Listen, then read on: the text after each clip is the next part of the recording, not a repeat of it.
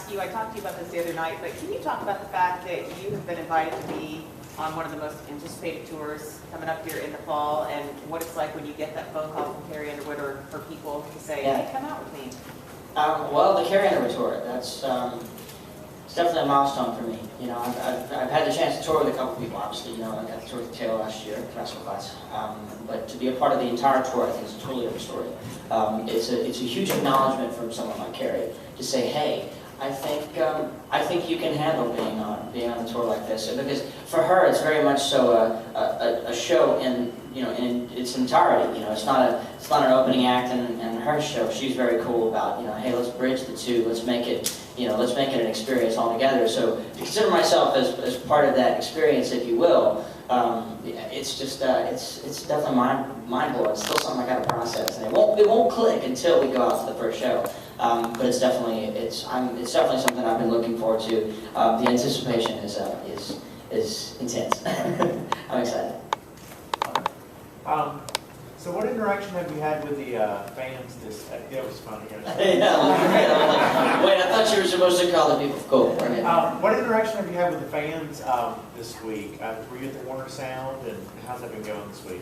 The interaction with the fans has been epic. I mean, just to say that I have fans is kind of a cool thing. You know what I mean? It's like I was here last year as a complete. I mean, I stepped on stage in front of the Bridgestone. Like, God, I hope somebody knows the song I'm fixing to play, and they were singing along, which was mind-blowing. And being here this year, playing on the LP Field stage, and all the things that are happening, it's a totally, I mean, it's kind of a role reversal, because I've stood in lines to get autographs from Rascal Flatts and Brad Paisley and all these people, and now I'm at the other end of those lines. And so it gives me a whole new perspective, a whole new appreciation for the week and the opportunities that it presents. And what's really cool is that I'm seeing a lot of familiar faces. And what I mean is, fans that drive hundreds of miles, because I've seen them at 10, even 20 shows, some of them, and it's been a blast. It's kind of, I told somebody it was kind of like a graduation party.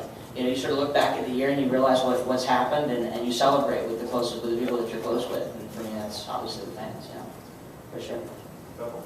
There's obviously a lot of life left in your debut album, but I'm wondering if you can give us any sort of preview to your sophomore album. I know you're writing all the time. I wish I could say I'm cool enough I wish I was cool enough to have a plan for it. I totally don't. I don't know. I have been writing for it. I have been thinking about it, just because it's always in the back of your mind. You know what I mean? Going from sort of, even same thing as going from like college to your first job. It's like, what are you going to do? It's always on your mind. I don't know. I think it's got to be a snapshot, just like the first album was, and just like the first album is.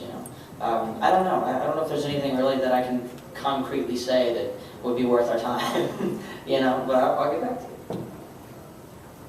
You talk about the experience of doing the CMT Crossroads? The CMT Crossroads was awesome. It was an honor to have Joe Walsh say, yeah, it's cool, he can come and play and be a part of it, of course, it was several artists, and to be amongst people like Billy Gibbons from ZZ Top, and of course Luke Bryan and Sarah Evans and Brad Paisley, and it's just, and Kenny Chesney even, the whole thing was a really cool thing for me. It was new. I always wanted to do a Crossroads, and that was kind of a preview of what it would be like for me. And it was really cool that it was with a guitar player, and then I got to get on stage. I remember I shook his hand, and he could just see the fear in my eyes. Here's someone I've listened to and looked up to, and now I'm on stage next to him. So if he's going to critique, he's in the best place to do it, And he was like, dude, just have fun with it. I don't know if he said dude, but he did say just have fun with it, And that meant a lot to me, It's just like, wow. It was cool because what he told me was, he said, this is your thing. Solo, play, jam, sing whatever you want to sing. He's like, don't stick to the record. That's what we did, do your thing with it. Which is a really cool kind of acknowledgement. Somebody saying, put your touch on it. It means a lot. It means that apparently, there's something that I do that he appreciates. It was magical. It was magical getting to stand. I was so nervous for the rehearsals, but when we got to the taping, the first run through, even the second run through, it was just like it just came to life for me. I got comfortable. I felt at home on stage with him. We felt like friends. I felt like I'd known him for a while, and there was a really fun moment. And right as we started playing, there was just like, this is happening, and it was just like it sunk in and it got real.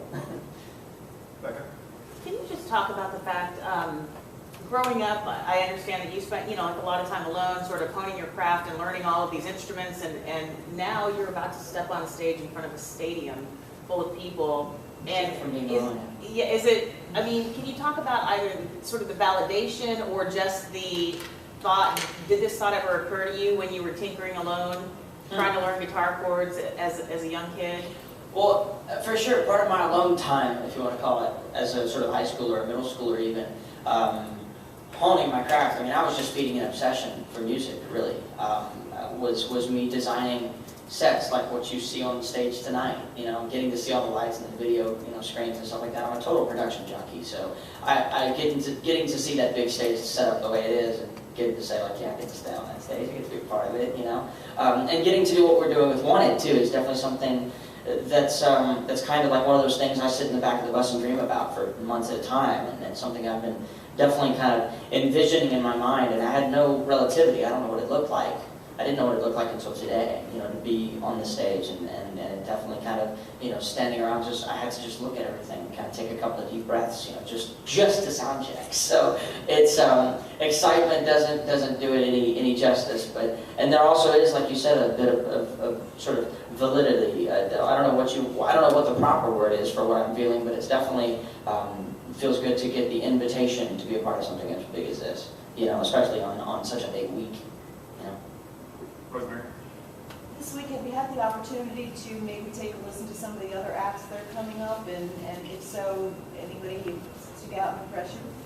Oh, I mean, yeah. I mean, there's tons. I mean, to ask me to it's hard to single out anybody, you know what I mean? It's because, again, I feel like I'm still one of them. I mean, I am. I always will be. That's just how it is.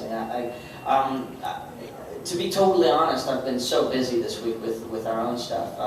I hadn't really gotten a chance to. I think I get more of a chance when we sort of leave Nashville and just go do random gigs somewhere. I'll run into people, get to hang out with other new acts. Like last night, I was hanging out with Eden's Edge for a while, just chilling with them, and JT Hodges. We were hanging out somewhere. We both were out of town on this gig, and we were both coming back to CMA Fest. And I mean, there's so many people I've run into this year and met for the first time. And, I don't know. It's just so cool to be considered an artist in this world. It's like I've been a fan for so long. I still am. But to be able to get on stage and say I get to do it too is pretty cool. I don't know. I'm still passing the amazement part. Still passing that. Very quick last one. Is there anybody that you've been starstruck by that you met? Everybody. I mean, I can say, and I'm not like being all cool, because trust me, this is like the biggest moment of my life, but I got to hang out and spend time with Keith Everman. And he happens to be, obviously, I'm a guitar player. I feel like we don't have a whole lot other in common than that. And then I sit down with him, and it's like, it was so funny because he asked me, he was like, so who did you listen to? We talked about music for a while. And then, of course, we talked about cars. I instigated that conversation. But then he asked me, he was like, what kind of music did you listen to growing up? And I looked at my manager, and I looked back at him, and I go, well, you. And it was so cool. I was still starstruck by him. I'm still starstruck by Carrie. Every time we run into each other, I go like, okay, it's cool, But I'm still starstruck by everybody, which is a really fun thing to think about and to do. It's a fun place to be, because here I am. I get to join them, but I also feel like I'm learning from them at the same time. I don't feel like I've lost that excitement to sort of watch them and watch the shows. And probably, if I get the chance, going to sit down and watch the shows tonight, because it still is a learning process for me. Thank you very much. For sure. Thank you, guys.